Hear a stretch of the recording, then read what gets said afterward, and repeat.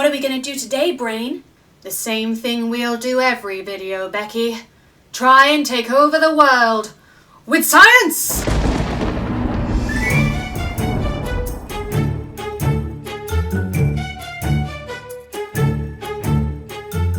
Hello everyone, my name's Rebecca and I'm a neuroscientist here to talk to you about all things neuro and science. And today I wanted to answer another one of the top questions that I get asked. So, are you left-brained or right-brained? Well, I mean, this one is easy. There are quizzes plastered all over the internet to help you decide if you're left or right-brained, with some really hard-hitting questions, such as BuzzFeed's quiz from last year, which features items such as vanilla or chocolate and snakes or worms. Shockingly, it turns out that if you pick every item on the left-hand side in this 30-item quiz, then you're left-brained, whereas if you choose every item in the right-hand column, then you're right-brained, speaking from personal experience as someone who's now done both. So I think we can perhaps put the validity of this quiz right up there with options such as don't freak out, but we know your deepest, darkest secret based on the school supplies you pick.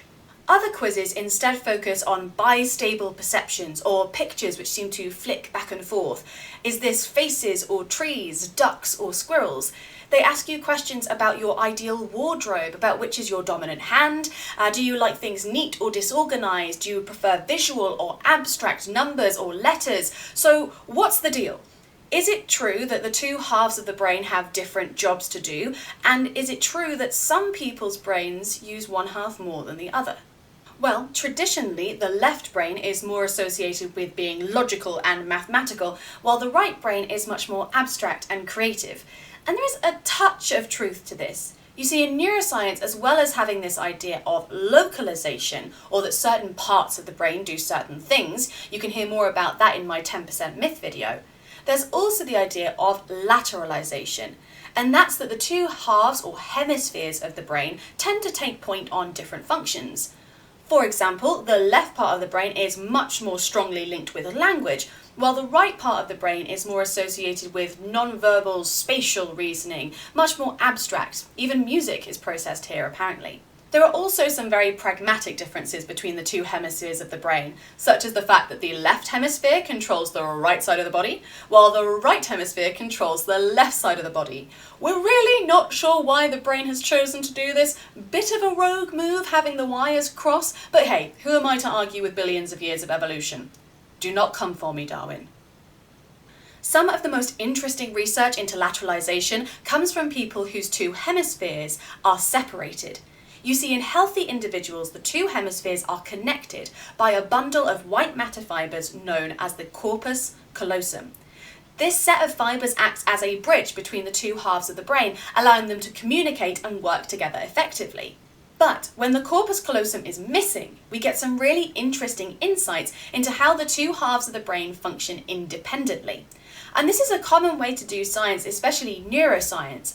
By investigating what happens when things go wrong, we can get a lot of insight into how usually things go right. The first example of this corpus callosum going wrong is Sperry's split brain patients.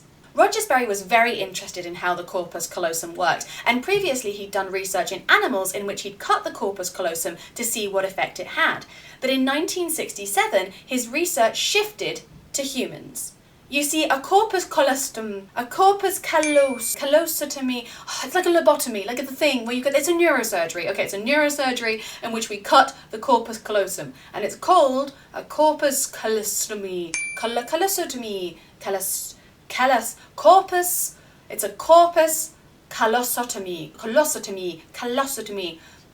And it's used in extreme epilepsy cases because it stops epileptic seizures spreading from one half of the brain to the other, allowing the seizure to be more contained and less damaging for the person with epilepsy. And this provided Sperry with the perfect opportunity to investigate the importance of the corpus callosum in humans with a series of pretty clever experiments. Step 1. Say what you see. Sperry quickly flashed images either to the left or the right hemifield side of the eye, meaning that it was only available to either the left or the right hemisphere because of that weird crossy, wiry, contralaterally thing that happens. Using this method, he found that when a picture was flashed to the left hemisphere, people were able to say what they'd seen. Cat. Dog. corpus callosum, but when he flashed it to the right hemisphere, I didn't see anything. People got stuck. That's because in most people, language is lateralized to the left hemisphere. Broca's area, the part of the brain responsible for producing speech, is most often found in the left part of the brain, leaving the right hemisphere essentially mute. This meant that participants would report that they hadn't seen anything because the left hemisphere, the part of the brain that controls the mouth, really hadn't seen anything. And the right hemisphere might have seen something, but it couldn't tell us because it doesn't have that production of speech. So how do we communicate with the right hemisphere? Using step 2. Draw what you see. Now here's where it gets good, because if it is true that the right hemisphere really did see something but just doesn't have access to the mouth to say what it saw, what happens when we give these participants a pencil? Specifically, a pencil in their left hand. A left hand which is controlled by that same right hemisphere. Will they be able to draw what they saw? Well, the answer is yes. Not only that, but if we show them 2 pictures at the same time, one going to the left hemisphere and one going to the right hemisphere, then they will say and draw 2 completely different things. Something you can see happening in this clip from Sperry's research. What did you see? Oh, hammer. So just close your eyes and draw with your left hand. Just let it go.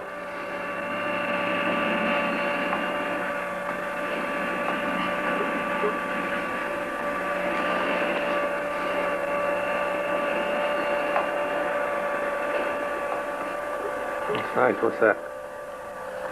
Saw. Yeah. What'd you see? Hammer. What'd you draw that for? I don't know. Not bad, right? That's pretty compelling evidence that the left and right hemispheres definitely have at least some different functions. There are also some really interesting natural case studies of people without a corpus callosum, perhaps the most famous of which was Kim Peek, because he was the inspiration for the 1988 classic film Rain Man. Kim was born in 1951, but unlike his character in the film, Raymond, he was not diagnosed with autism, but instead born with the 2 halves of his brain completely separate. He was missing his corpus callosum. Now this did lead to some motor and cognitive difficulties across his life. He struggled buttoning up his shirt, for example, but he was also labelled as a savant due to his incredible memory. It's estimated by the end of his life, Kim had read and memorised over 12,000 books, and this was in part due to his uncanny ability to read 2 pages at the same time. He would have no trouble with the whole patting your head, rubbing your tummy situation. Neither do I, by the way. Just assume that I'm doing it. You can't see on camera, but I'm doing it. I'm really good at it. So, it is actually true that the 2 halves or hemispheres of the brain have some different functions. But is it the case that some people are more left-brained or right-brained? Well, I think that depends on exactly what we mean by left and right-brained. Most people have that lovely corpus callosum connecting the 2 hemispheres of their brain, meaning we will never only be using one half of our brain, but the level to which different functions are lateralized into the 2 hemispheres does depend on exactly who that person is. For example, research shows that people who are left-handed tend to have functions that are less lateralized than their right-handed counterparts. They tend to use both parts of the brain for functions that sometimes use only one half or the other. Language is one of the most lateralized things in the brain. In 95 to 98% of people, it's found in the left. But that still leaves 2 to 5% of people who don't have language in the left. Are they right-brained? It seems to be the case that functions can be left or right-brained, but people can't. Someone could use their left brain for language and their right brain for music. It doesn't mean that they're left or right-brained on the whole. But then again, what about people who don't have 2 hemispheres at all? I have half a brain. When people meet me, they have no idea. I am a very positive person. A lot of times I'll joke that they took out the mean side of my brain and they only left the happy side. If you had asked me 25 years ago if it was possible to take out half the brain and still have functioning life, I would have said you've got to be crazy.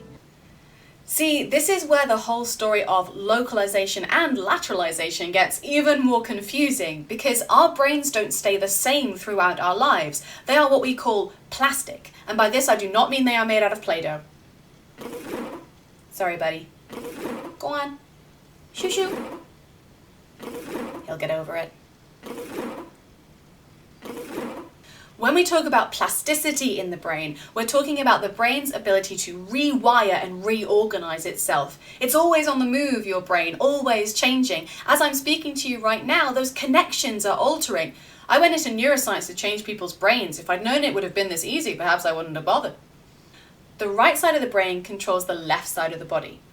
Except for people like Jodie, who don't have a right side of the brain at all. It was removed when she was very young to treat extreme epilepsy, and so the brain rewired itself so that the left side of her brain could control pretty much her entire body.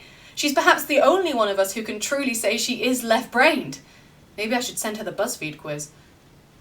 There are other stories and research of children born without parts of their brain or who've had to have large parts of their brain removed, like Jodie, but are still able to function because of the brain's incredible ability to reorganize itself, especially at a young age. But even in older adults, we often have hemisphere shifts after brain injuries like strokes, where language can become bilateral, or in both hemispheres, at least for a time.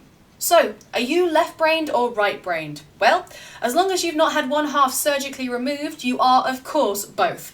Even if you prefer vanilla over chocolate or ketchup over mustard. Because even though there are functions like language, which are mostly found in one hemisphere, you're still using both halves of your brain every second of every day. And the communication between them is a key part of how we keep moving and engaging with the world.